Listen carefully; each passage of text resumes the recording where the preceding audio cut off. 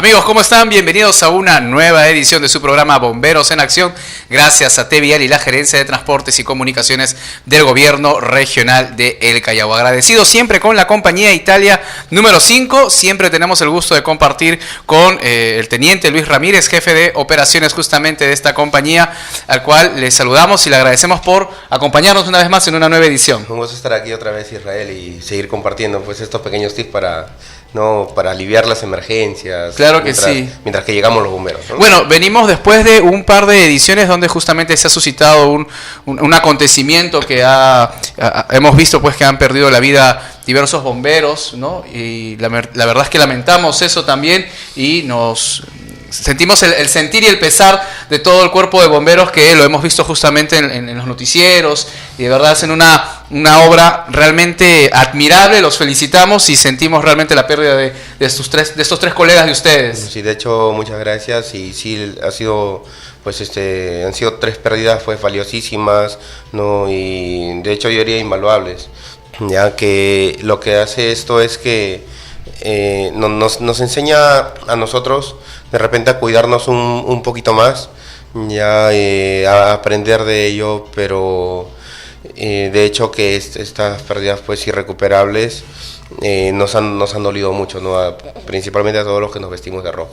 Claro que sí, bueno, es un tema bastante complicado de tocar, ¿no? Y no ponernos un poco sensibles, pero bueno, continuamos con el programa. Estamos muy agradecidos nuevamente, como le mencionaba al teniente Luis Ramírez, por el trabajo que vienen desarrollando y por sus conocimientos que nos vienen compartiendo a través de su programa Bomberos en Acción, que llega gracias a T-Vial y la Gerencia de Transportes y Comunicaciones del Gobierno Regional de El Callao. Ya hace unos programas atrás venimos hablando sobre los primeros auxilios, ¿no es cierto? Exacto. Y hoy día, bueno, vamos a compartir un poco más y tenemos que mencionar vamos a hablar sobre las fracturas, sobre los tipos y clasificación de ellos mismos, sobre la luxación y otros temas más. Y tenemos algunas imágenes para compartir con todos nuestros amigos y nos ayudan en la producción a colocar justamente las imágenes. Bueno, ahí tenemos las fracturas. Ya, digamos, a ver, la fractura no es otra cosa que cuando se supera la elasticidad de un hueso.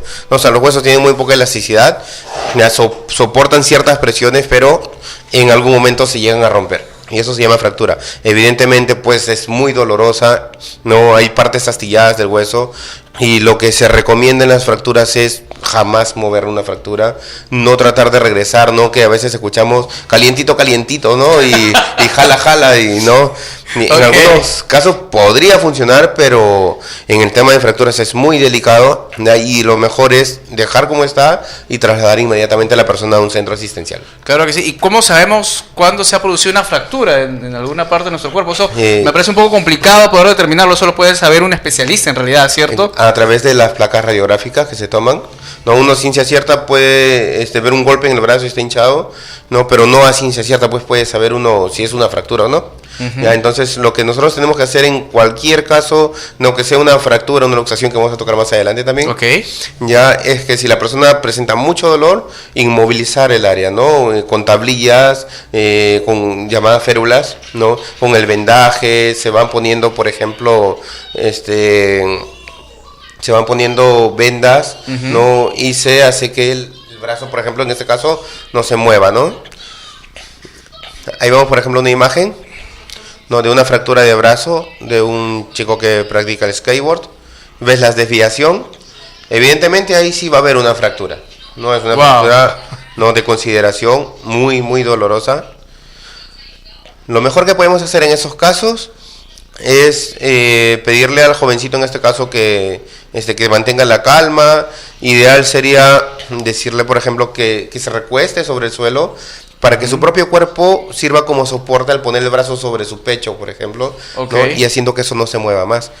Claro. Cuando una fractura se moviliza, ¿no? O sea, movilizamos una fractura, se corre el riesgo de producir lesiones internas por las puntas o las astillas que hay de los huesos, ¿no? No está con unas puntas pues, sin forma, y eso lo que va a hacer es que se puedan ocurrir hemorragias internas. O sea, puede producirse el hueso como una especie de cuchillo o algo así internamente, ¿no? Exacto. ¿No? Oh, qué terrible. Ahora, ¿hay alguna especie de clasificación o algo así cuando hablamos justamente de las fracturas? Sí, las fracturas se clasifican en 2, ¿no? Las fracturas internas o cerradas o las fracturas expuestas o abiertas, ¿no? Entonces, las fracturas internas o cerradas, lo que va a suceder es que vemos solo una desviación, pero sin sangrado, ¿no? No, o sea, en la zona de fractura no hay un sangrado. En cambio, en las fracturas abiertas o expuestas, no, ahí vemos, como vimos en la primera imagen, que por tema de sensibilidad, claro, ¿no? Por algunas personas hemos preferido oscurecerla, pero es una fractura de tobillo expuesta, por ejemplo, ¿no? Y el hueso fuera, sea una fractura abierta o una fractura cerrada, no se mueva. No trate de corregirse la desviación del hueso en este caso, ¿no? Y lo que tenemos que hacer es, no se olviden nunca el número de los bomberos, el 116, ¿no? E indicar qué es lo que está sucediendo para que la ambulancia, en el camino de la ambulancia ya se va preparando, por ejemplo, en este caso, el maletín de atención de heridas por trauma, ¿no? Claro que sí, y evitar pues estos deportes que nos pueden generar estos tipos de lesiones, ¿no? Sí, hay deportes que son muy arriesgados y de hecho que hay mucha gente que le gusta, ¿no? Un poquito jugársela más a ser arriesgado. Sí, esa ¿no? gente loca que le gusta el skate, sí, pero el downhill, me parece que corren también por las pistas, inclusive el mismo fútbol, ¿no? Escuchaba en alguna oportunidad alguna médica que también es doctora y mencionaba que el fútbol es un deporte bastante agresivo, ¿no? En algunos casos sí, ¿no? A veces tú sabes pelear por los 50 céntimos. ¿Ya? Pero, por ejemplo, fracturas en tobillo he visto en repetidas oportunidades ya en las canchitas de gras sintético, ¿no? A diferencia del gras natural, de uno desliza, ¿no? En el gras sintético muchas veces el pie se traba cuando jugamos con chipunes o toperoles, ¿no? Entonces el pie se queda trabado y por inercia el cuerpo continúa y se produce una fractura en tobillo. No, entonces son consideraciones que hay que tomar también ahí. Bueno, entonces ya hemos hablado sobre las fracturas y los tipos o clasificación de ella, y mencionaba también nuestro amigo el teniente Luis Ramírez sobre la luxación, ¿no? Y que quisiéramos pues que se defina un poco ese término y si es lo mismo que una fractura o no. No es lo mismo que una fractura. Una luxación es cuando el hueso sale de su lugar, digamos la rótula, por ejemplo, para ponerlo en palabras sencillas. Acá tenemos una flexura, entonces imagínate una caída brusca, ¿no? Entonces el hueso se va a salir de su lugar, ¿no? Y ahí vemos, por ejemplo, en imagen en el caso de tobillo, ¿no? Wow. Entonces no es que el hueso esté fracturado, solo ha salido de la cavidad natural que tiene. O sea, ha salido de su lugar. Pero sí se debe tratar tal como si fuera una fractura. El tratamiento sí es igual. Exactamente, igual. No tanto como si fuera una fractura. Inmovilizar la zona afectada con ayuda de tablillas, no de férulas, ¿no? Y un posterior vendaje y no mover eso, ¿no? Hasta que ya el médico se encargue de ello después de una placa radiográfica, ¿no? ¿Qué consecuencias podríamos tener si de repente no se hace el tratamiento a tiempo tanto de una luxación como de una fractura, ¿no? Se requiere un tratamiento inmediato, ¿no? Debido a que cuando pasa más tiempo, pues puede generar mayores lesiones, ¿no? Y los médicos muchas veces se reciben, ¿no? Pacientes que tienen un día de fractura y no se les ha atendido porque piensan que solo es un golpe, ¿no? Y el dolor se va incrementando terriblemente, ¿no? Y ahora en el caso de luxaciones, ¿no? He podido ver, por ejemplo, cuando he hecho guardias en hospital, ¿no? Cuando me estaba preparando como paramédico, que el médico pues toma la placa, ¿no? En el caso una luxación en el hombro, y el médico hace la tracción ya para devolver el hueso y casi mágicamente se le va el dolor a la persona, ¿no? O sea, el hecho que el hueso esté fuera de su lugar, eso es lo que produce mucho dolor. Claro. Entonces se requiere una atención rápida, pero solo atendido por un médico, no por un traumatólogo en este caso. Claro que sí. Bueno, tenemos también algunas imágenes que nos hablan sobre las características de las fracturas. Si de repente podríamos colocar en imágenes esa viñeta para poderla explicar, ¿no?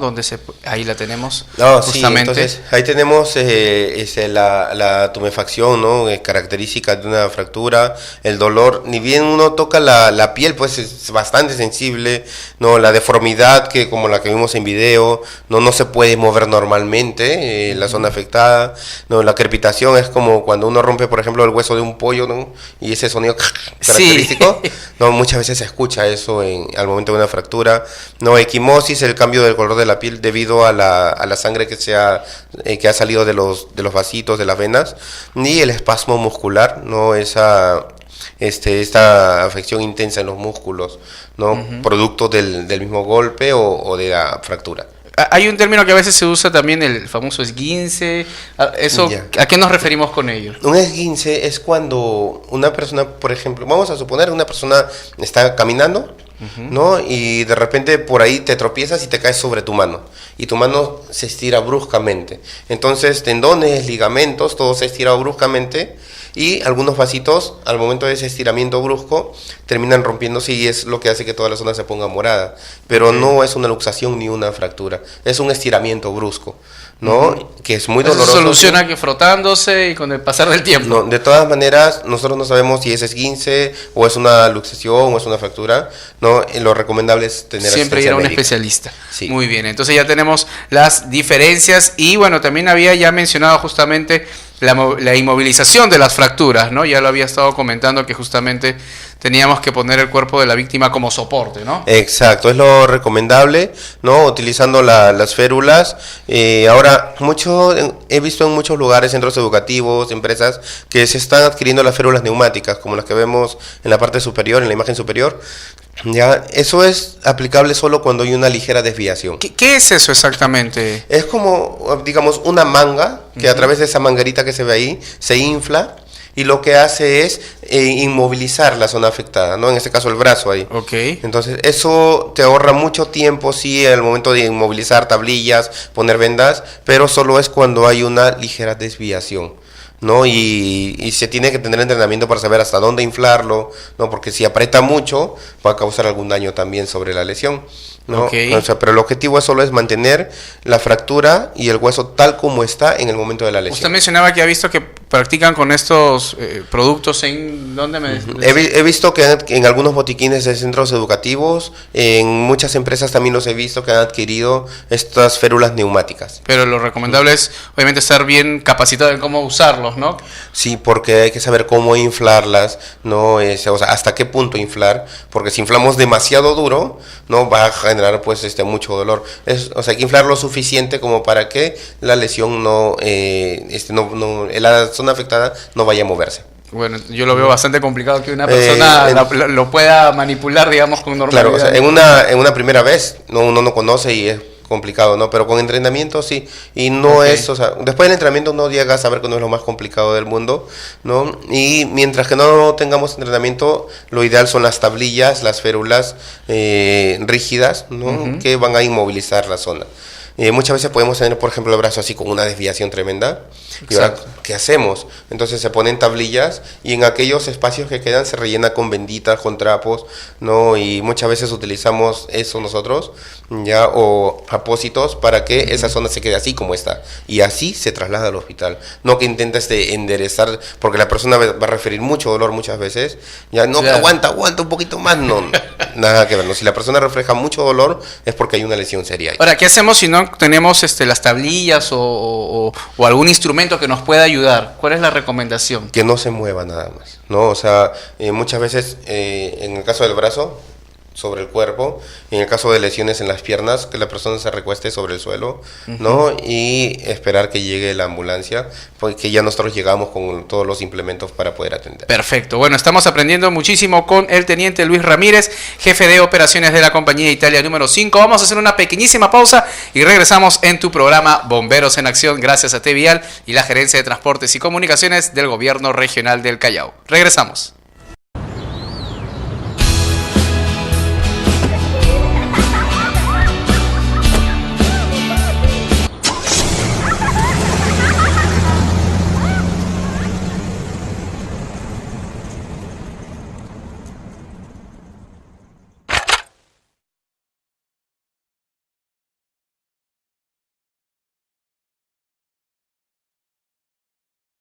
La verdad, no sé cuándo empezó, pero me llevó un tiempo darme cuenta de que necesitaba ayuda. Me gusta la velocidad y no puedo frenar. Entonces fui y me acerqué al grupo. Ahí me encontré con gente como yo, pero con diferentes problemas. A todos me costó asumirlo. Ese fue el paso más importante. Tenía que cambiar, podía cambiar. Y un día estuve listo para salir.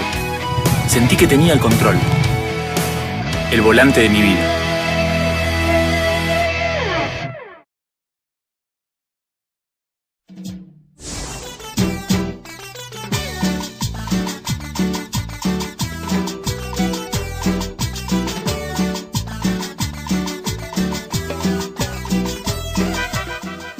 Hola a todos mis amigos de TV Vial, ¿cómo están? Soy Andrés Vice o Nicolás de las Casas del Fondo y Sitio y quiero mandarles un saludo a todos y también decirles que está muy bien lo que están haciendo, sigan generando conciencia, así vamos a salir adelante. Un beso y un abrazo, saludos TV Vial.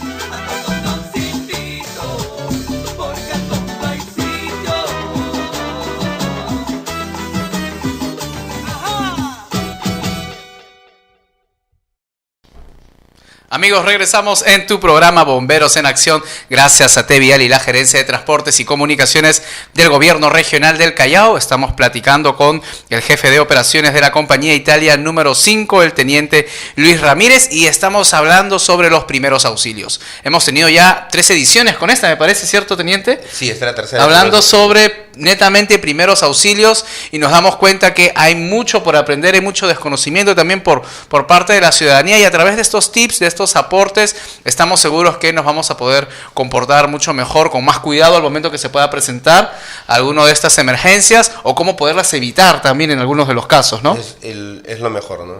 Evitar las emergencias en base a la prevención, básicamente. Claro que sí. Bueno, y sabemos de que nos falta mucho tener esta cultura de prevención, pero poco a poco y a través de estos programas esperamos contribuir en cada uno de nuestros amigos chalacos que nos miran a través de Tevial. Bueno, hemos hablado en el primer bloque sobre la fractura, sobre la luxación, hemos visto que no es lo mismo y es momento de hablar también sobre el tema de la reanimación, ¿no es cierto? Y hay unas imágenes que queremos colocar también para que nos pueda explicar un poco el teniente mientras que vamos platicando sobre el tema de la reanimación, ¿no es cierto? La reanimación cardiopulmonar, ¿no? ¿A qué nos referimos cuando hablamos de este término?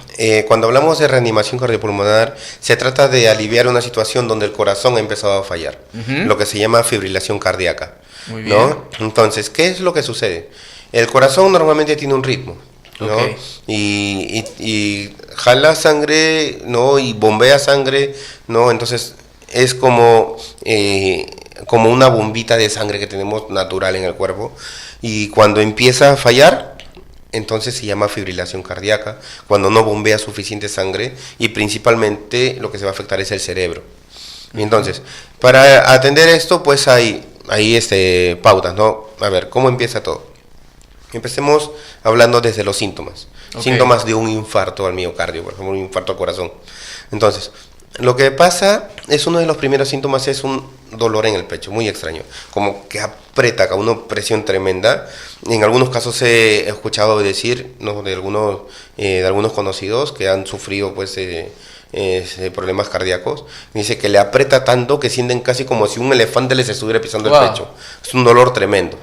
Ese dolor es irradiado hacia el brazo izquierdo principalmente, hacia la espalda y en algunos casos hacia la mandíbula. ¿No? Y acompañado de una sudoración fría, una sensación de miedo tremenda. Entonces, muchas personas de repente no conocen lo que está pasando, ya, pero cuando se juntan estos síntomas, lo recomiendan. Que va a poder pasar, que el corazón te está dando una advertencia, ¿no? Voy a fallar, algo está mal en mí. Un paro cardíaco. Un paro cardíaco, muy bien. Llévame al hospital. Exacto. ¿No? Entonces, llevamos al centro médico, ¿no? Y ya el médico se encarga de eso. Pero eso es cuando sabemos qué es lo que sucede. Sí. Ahora, hay una ventaja en el caso del género masculino. Estos síntomas son muy claros en la mayoría de casos.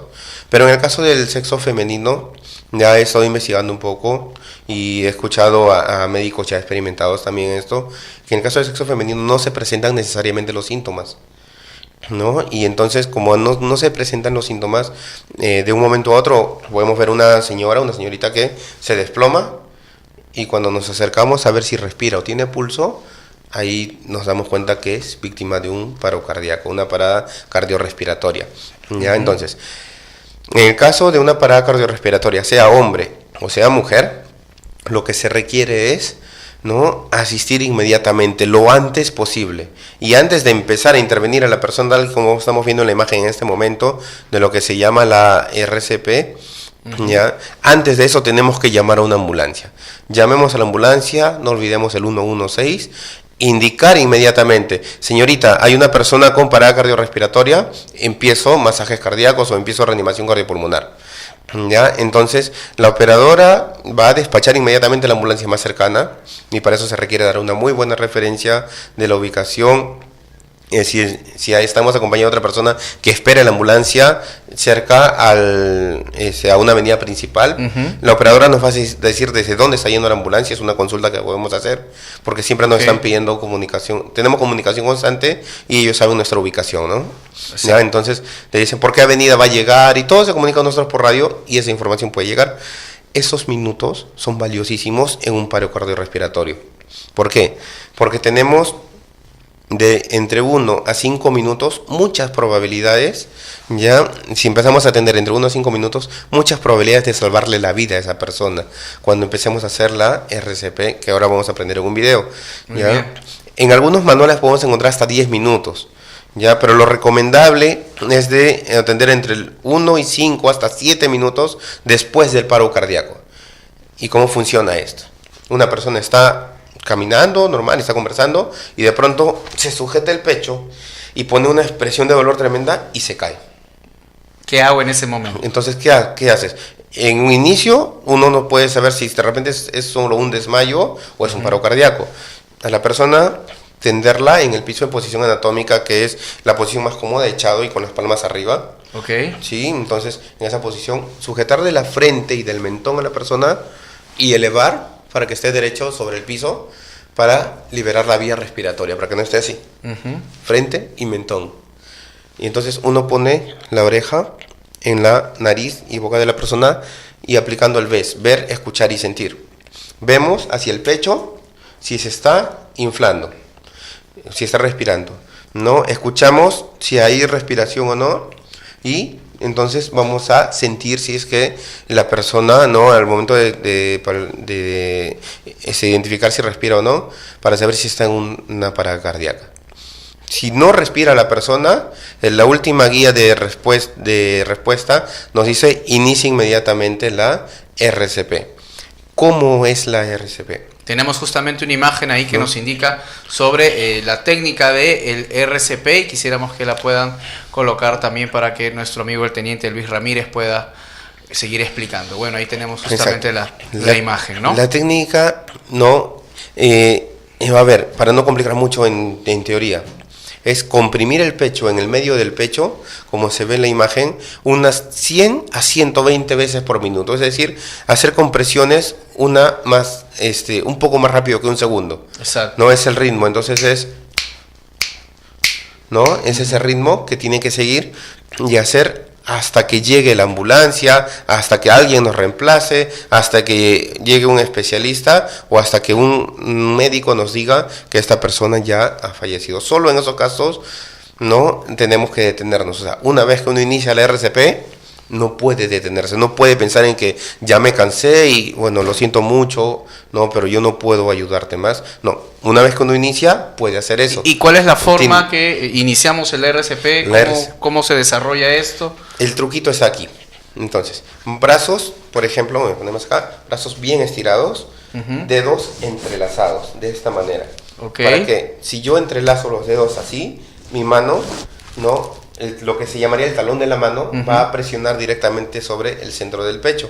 Ya, entonces sí podemos volver a imagen para que puedan captar. A ver, por favor, si podrían retirar la imagen y colocar la pantalla para mostrar el teniente. Muy bien. Entonces va a ser en el centro del pecho, entre las tetillas, ¿sí? Aquí entre las tetillas y el esternón.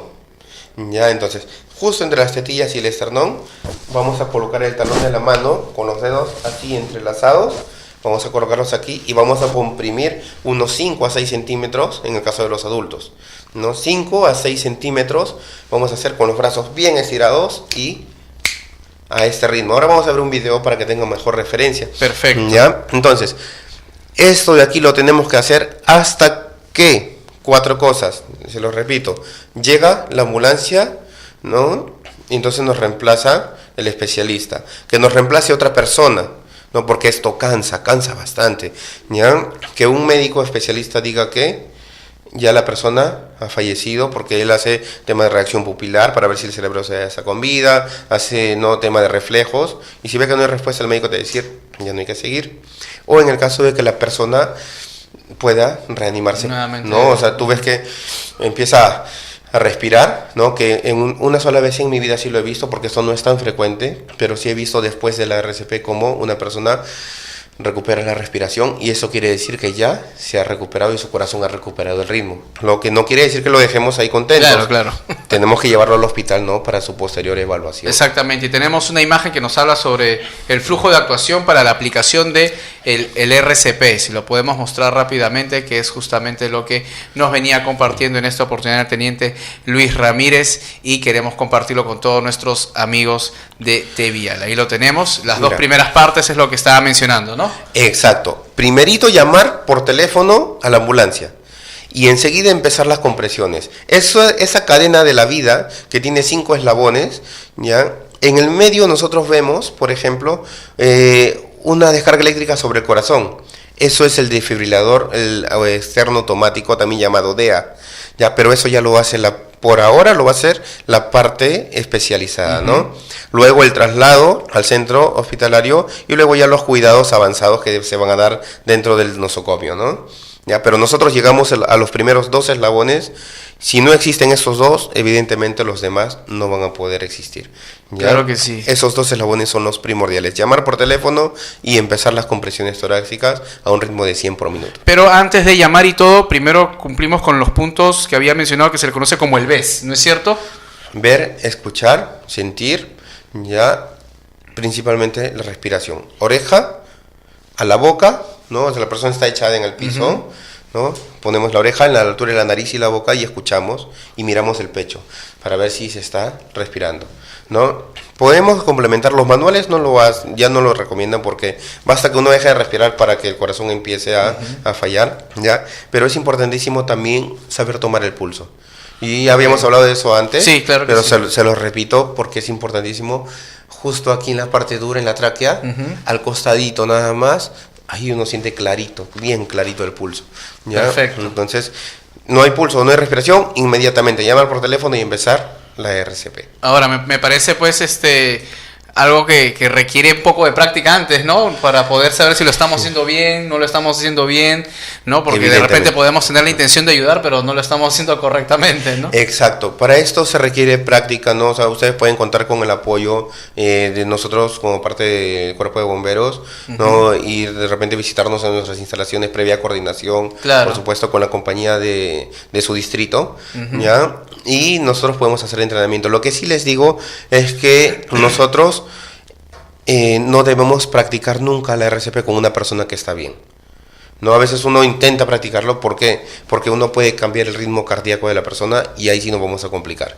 Wow, ¿ya? okay. Es importantísimo nunca practicar esto con una persona que está Me parece bien. que mayormente es con alguna maqueta o algo por el estilo. Tenemos unos maniquíes, ya esos maniquíes están diseñados específicamente para eso. Perfecto. ¿No? Para ese entrenamiento. Y tenemos a continuación también un video, me parece, ¿no es cierto? Sí, veamos el video. Ver en todo caso para saber cómo se desarrolla justamente el tema de la reanimación, y vamos a verlo entonces en imágenes en esta oportunidad. Si nos ayudan en la producción y colocamos el video para poder compartir con todos ustedes, para poder comprender mejor justamente. Es un video que nos muestra básicamente el flujo de actuación. Ok, muy bien, ahí lo tenemos. Jones, and I'm going to teach you a lesson you'll never forget. There are times in life when being tough comes in handy. Say some geezer collapses in front of you. What do? We need a volunteer that ain't breathing. Here's one I made earlier.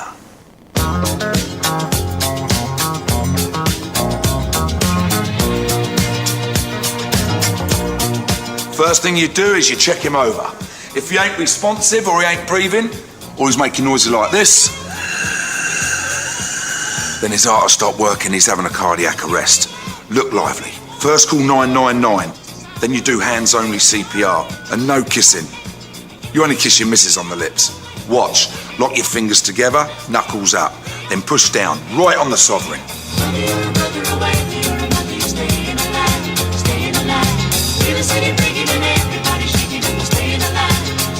Push down 5 or 6 centimetres. That's about 2 inches in old money.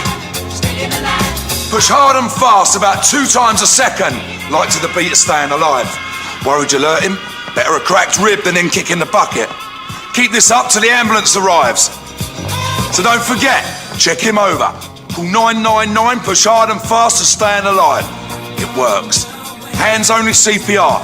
It ain't as hard as it looks. Bastante dinámico, digamos, esa imagen, ¿no? Muy práctica, sí, lo que veíamos, y la forma muy contagiosa para poder mostrarlo a todos nuestros amigos, ¿no? De esa manera se puede aplicar. Exacto, es la posición de los brazos, es los brazos totalmente estirados. Nunca olvidarnos de esto, porque si hacemos así, ¿no? Hay mucha superficie de contacto y hay mayor probabilidad de fracturar costillas. El esternón es flexible y lo que va a empujar es el talón de la mano directamente sobre el esternón. No se olviden de eso. Perfecto. Mencionaban también en el video algo sobre, me parece se menciona la respiración boca a boca, y le dice que eso no es necesario. Desde el 2010 la Asociación Americana del Corazón demostró que no es necesaria la respiración boca a boca para personas que no tienen entrenamiento permanente. Nosotros, por ejemplo, como bomberos, sabemos y nos ayudamos con otros instrumentos, ¿no? Uno que conoció como máscara, válvula, bolsa, ya, conocido con nosotros como el ambú, ya, y aplicamos así ventilación asistida, ya, pero ya está demostrado que solo con presiones a ritmo de 100 a 120 por minuto es más que suficiente para mantener el corazón presionando y haciendo esto, y que este bombeo haga que la sangre llegue aquí al cerebro, que es lo último que queremos que se dañe. Muy bien. ¿Por qué no detenerse? Si uno se detiene, la sangre deja de subir al cerebro, ¿no? Y entonces las neuronas empiezan a morir. Cuando las neuronas mueren no hay vuelta atrás. Va a quedar un daño neurológico tremendo. Wow. Entonces, si uno se detiene, vamos a suponer que pasa 1 minuto, 2 minutos, que uno está cansado y ya no hace más. Y entonces es importante que 1 o 2 personas sepan hacerlo para que se vayan reemplazando. Perfecto. Entonces, al un ratito uno escucha el sonido de la ambulancia. ¡La ambulancia! ¡Sigue! ¿No? Pero durante esos minutitos el cerebro no recibió oxígeno. Y puede ser que lo lleven al hospital o que le pongan el desfibrilador. Sacan a la persona de ese estado, pero queda en estado vegetal, con un daño neurológico irreversible, ¿no? Entonces hay que ver también la calidad de vida de la persona, de no abandonar. Y si es que han pasado, ya consideren 5 a 7 minutos después del evento para hacerlo. Si es que ha pasado más tiempo, es mejor no hacer nada. ¿Ya? ¿Y en el caso de niños? En el caso de niños, digamos, de talla, hablamos de edades, ¿no? Por ejemplo, 12 años, de 12 años, 10 años, ¿no? Se puede aplicar igual la RCP, pero 4 a 5 centímetros nada más de compresión. En el caso de infantes, ya no es con la palma de las manos, sino es con los 2 dedos y al mismo ritmo, 100 a 120 por minuto, pero al niño ya se le va a poner sobre la pierna. Uno se pone de rodillas, una rodilla arriba y sobre la pierna, y ahí es donde se empieza a hacer el flujo de actuación solo con 2 dedos, ¿no? Porque es bastante delicadito el cuerpo de un bebé. Claro. Ya, entonces solo con 2 dedos, y el ritmo es el mismo, 100 a 120 por minuto. Ok, 100 a 120 hasta que llegue el cuerpo de bomberos y podamos dejarle en mano de los especialistas, ¿no? Exacto. Ahora, lo que usted me comentaba, realmente tomo la palabra y me parece muy interesante. Cualquier ciudadano puede acercarse a una de las compañías y pedir algún tipo de asesoramiento de repente con su comunidad, su barrio, para aprender sobre primeros auxilios, sobre cómo poder tener estas técnicas. De hecho que sí, por ejemplo, se lleva una solicitud dirigida al jefe de compañía, ¿no? Para que ya se programe un entrenamiento a las personas que estén interesadas. Ya, y nosotros, por supuesto, con mucha voluntad estamos dispuestos a enseñar esto a la comunidad, ¿no? Claro que sí. Bueno, estábamos mencionando algunas de las consideraciones que justamente le han sacado del Consejo Europeo de Resucitación, ¿no? Cuéntenos un poco sobre ello. La última propuesta de octubre del 2015 es que se está proponiendo que en lugares donde hay mucha cantidad de personas, ¿no? Por ejemplo, en estadios, en conciertos, ¿no? Se tenga un desfibrilador externo automático, un DEA, ¿ya? Porque adicional a hacer la reanimación cardiopulmonar, ¿no? Esto de aquí funciona solito, es un aparatito que habla incluso. Dice, uno destapa y dice, coloque los parches o los electrodos tal y como se muestra en la imagen de la tapa. y uno pone, ¿no? O sea, le quita el polo a la Claro. persona, a la víctima, y dice, monitoreando al paciente, se requiere descarga, ¿no? Levanten las manos, nadie toca al paciente porque va a haber una descarga eléctrica. Digamos Y el es- famoso electroshock. Exacto. Y uno lo que va a hacer en ese caso es no tocar al paciente, porque si uno toca, va a resultar electrocutado y puede sufrir un paro cardíaco, Ok. ¿no? Que ya ha pasado antes, por tocar, el familiar se acerca y toca durante la descarga y termina siendo otra víctima de paro Wow. cardíaco. Ya, entonces, por eso todavía hay un poquito de, solo está hecha la propuesta, pero se requiere, por supuesto, un entrenamiento y saber de qué se trata, ¿no? Y ya ha habido casos de éxito. He visto un video en alguna oportunidad en una playa, un joven ahogado, y que le han hecho la RCP, ¿no? Debido al paro cardiorrespiratorio, le han puesto el desfibrilador y al poco rato comenzó a respirar. Perfecto. ¿No? Y le salvaron la vida a ese joven que por algunos momentos literalmente fue un cadáver, ¿no? No, pero sí se puede hacer eso. Acá cerquita en el centro comercial Minca, ya hace algunos años lo vi, ahí trabajan bomberos, ¿no? Y con mucho orgullo puedo decir que sentí ese escalofrío de devolverle la vida a alguien cuando llegamos al hospital y ver cómo empezó a respirar esta persona que muchos ya lo hubieran dado por muerto, ¿no?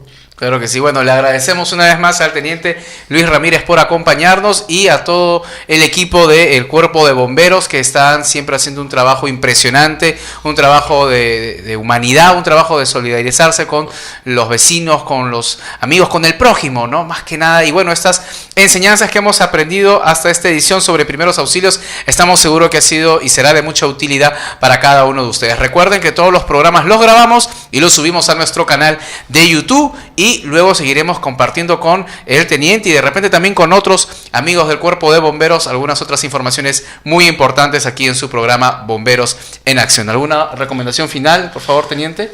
La recomendación es que mejor que atender emergencias es prevenirlas.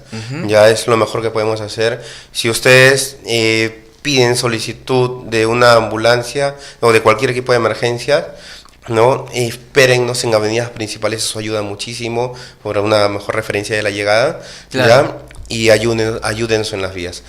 Cédanos el paso que un familiar nuestro puede estar siendo víctima de una emergencia. Claro que sí. Muchísimas gracias, teniente. Gracias a todos por estar siempre mirando los programas que tenemos siempre a través de TVIA. Recuerden que nos pueden seguir en las redes sociales. Estamos en Facebook, en YouTube y también en Twitter. Búsquenos como TVIA Oficial. Nos estaremos encontrando en una próxima edición de su programa Bomberos en Acción. Hasta un próximo programa. ¡Chau!